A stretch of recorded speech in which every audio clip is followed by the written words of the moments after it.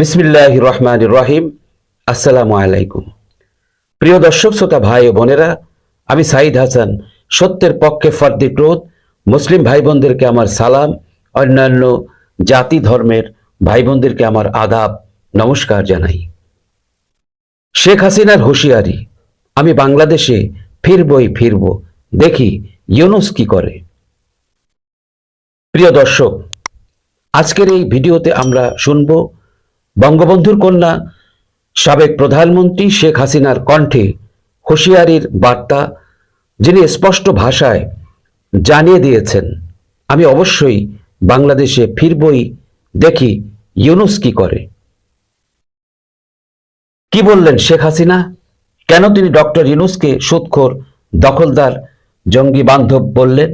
চলুন আজকের বিশ্লেষণ করি, শুনি শেখ হাসিনার মনের কথাগুলো। শেখ হাসিনার অভিযোগ, শেখ হাসিনা বলেন, আমার নামে শত শত মিথ্যা মামলা, উদ্দেশ্য প্রণোদিত হয়রানি, আদালতের বেআইনি রায়, ষড়যন্ত্রমূলক চক্রান্ত, এগুলো নতুন কিছু নয়। তিনি স্পষ্ট করে বলেন, ডক্টর ইউনূস এবং তার পেছনের শক্তি আমার বিরুদ্ধে আদালতকে ব্যবহার করে সাজানো রায় দিয়ে আমাকে দমাতে চায়, কিন্তু আমি বঙ্গবন্ধুর কন্যা, আমি মাথা নত করব না। তিনি বলেন, আদালতে অনুপস্থিত থাকার অভিযোগে আমাকে 6 মাসের কারাদণ্ড দেওয়া হয়েছে। হাস্যকর, এ যেন আদালতের নামে প্রহসন। ডক্টর ইউনূসকে উদ্দেশ্য করে হুঁশিয়ারি, শেখ হাসিনা বলেন, ডক্টর ইউনূস একজন সুদখোর, অবৈধভাবে ক্ষমতা দখল করে আছেন, জোর করে গদি দখল করেছেন এবং এখন মব সন্ত্রাস, কিশোর গ্যাং, জঙ্গি দিয়ে দেশের গণতন্ত্রকে রুদ্ধ করে রেখেছেন। তিনি চ্যালেঞ্জ ছুড়ে দিয়ে বলেন, তুমি দেখি কি করো, আমি বাংলাদেশে ফিরবই। এটা শুধুমাত্র একটি হুঁশিয়ারি নয়, এটা বঙ্গবন্ধুর আদর্শের বিশ্বাসী একজন নেত্রীর আত্মপ্রত্যয়ের ঘোষণা। পালিয়ে যাওয়া নয়, জীবন রক্ষা। অনেকে প্রশ্ন তোলে, তাহলে তিনি ভারতেই বা গেলেন কেন? শেখ হাসিনা সেই প্রশ্নের জবাবে বলেন, আমি কোনো পালিয়ে যাইনি, আমি জঙ্গি ও সন্ত্রাসীদের হাত থেকে জীবন রক্ষার জন্য দিল্লিতে আশ্রয় নিয়েছি। তিনি যুক্তি দিয়ে বলেন, জীবন রক্ষা করা ফরজ। মহান সৃষ্টিকর্তা বলেছেন, নিজের জীবন রক্ষা করো। আমি কোটি কোটি শুকরিয়া আদায় করি আল্লাহর কাছে, যিনি আমাকে রক্ষা করেছেন। এখানে একটি স্পষ্ট বার্তা, শেখ হাসিনা দেশ ছাড়েননি ভয়ে, বরং ফিরে আসার জন্য প্রস্তুতি নিতে এবং ষড়যন্ত্রের জালে ভেদ করতে দেশ ত্যাগ করেছিলেন। রাজনীতিতে ষড়যন্ত্রের বাস্তবতা।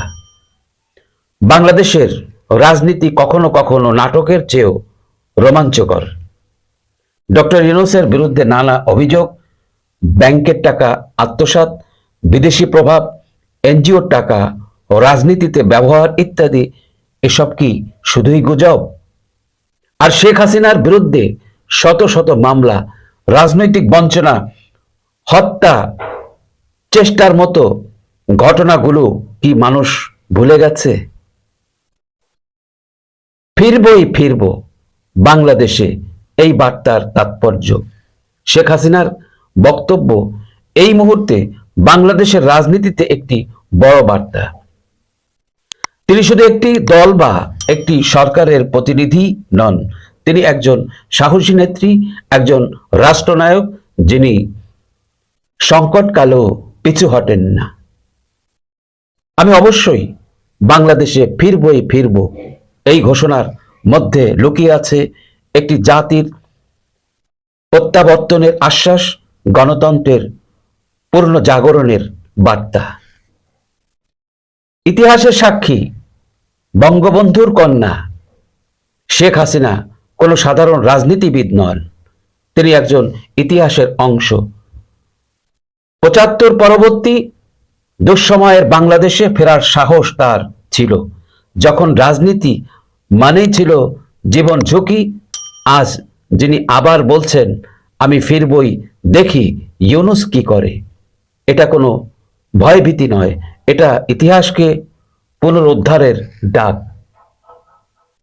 আদালতের রায় নাকি রাজনৈতিক চক্রান্ত? আজকে আদালতের নামে যেসব রায় হচ্ছে তা কি আইনসম্মত? একজন সাবেক প্রধানমন্ত্রী অনুপস্থিত থাকার অজুহাতে 6 মাসের কারাদণ্ড পেলেন, অথচ একদিকে দেখা যায় দুর্নীতির পাহাড় গড়ে তোলা ব্যক্তিরা দিব্যি ক্ষমতায়। এই রায় শুধু শেখ হাসিনাকে নয়, দেশের গণতান্ত্রিক কাঠামো কি কাঁপিয়ে দিয়েছে। ডক্টর ইউনূস শান্তির মুখোশ, ক্ষমতার খেলোয়াড়। ডক্টর ইউনূস শুধু একজন নোবেল বিজয়ী নন, তার বিরুদ্ধে রয়েছে সুদ ভিত্তিক শোষণ, গ্রামীণ ব্যাংক দখলের অভিযোগ, শ্রমিক শোষণ এবং সর্বশেষ রাজনৈতিক প্রভাব বিস্তারের অপচেষ্টা। শেখ হাসিনা বলেন বিশ্ব বেহায়া, এই ব্যক্তি কিশোর গ্যাং ও জঙ্গিদের হাত ধরে ক্ষমতা দখল করেছে। এই বক্তব্য কি শুধুই ক্ষোভ? না, এটা একটি গভীর সতর্কবার্তা। কিশোর গ্যাং, মব সন্ত্রাস এবং নতুন জোট, বাংলাদেশে আজ রাজনৈতিক চিত্র পাল্টেছে। ডক্টর ইউনূসের পাশে দাঁড়াচ্ছে একদল নতুন মুখ, যারা মিছিল করে না, মুখোশ পরে মাঠে নামে। কখনো কিশোর গ্যাং, কখনো মব সন্ত্রাস, আবার কখনো সুশীল সমাজ রূপে জনগণকে বিভ্রান্ত করেছে। শেখ হাসিনার এই বক্তব্য সেই মুখোশ উন্মোচনের সাহস। শেখ হাসিনা ফিরবেন কেবল একজন নেত্রী হিসেবে নয়, তিনি বলছেন আমার নামে 1000টা মামলা করো, আমি বঙ্গবন্ধুর কন্যা, ভয় পাই না। এখানে শুধু একটি নারীর হুঙ্কার নেই, আছে একটি জাতির আত্মবিশ্বাস। এটা বোঝায় গণতন্ত্র বারবার হার মানলেও ইতিহাস বারবার ফিরে আসে। জনতার প্রশ্ন, কে সত্য কে মিথ্যা? এখন প্রশ্ন, শেখ হাসিনা কি সত্যি ফিরবেন? তিনি ফিরলে কি আবারও বাংলাদেশ জেগে উঠবে, নাকি এদেশে আবারও হবে ইতিহাসের পুনরাবৃত্তি?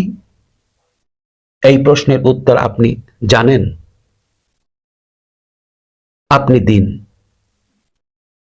প্রিয় দর্শক, ভিডিওটি মনোযোগ সহকারে দেখার জন্য সবাইকে জানাই আমার পক্ষ থেকে আন্তরিক অভিনন্দন, শুভেচ্ছা। সবাই সুস্থ থাকবেন, ভালো থাকবেন। আল্লাহ হাফেজ। আসসালামু আলাইকুম।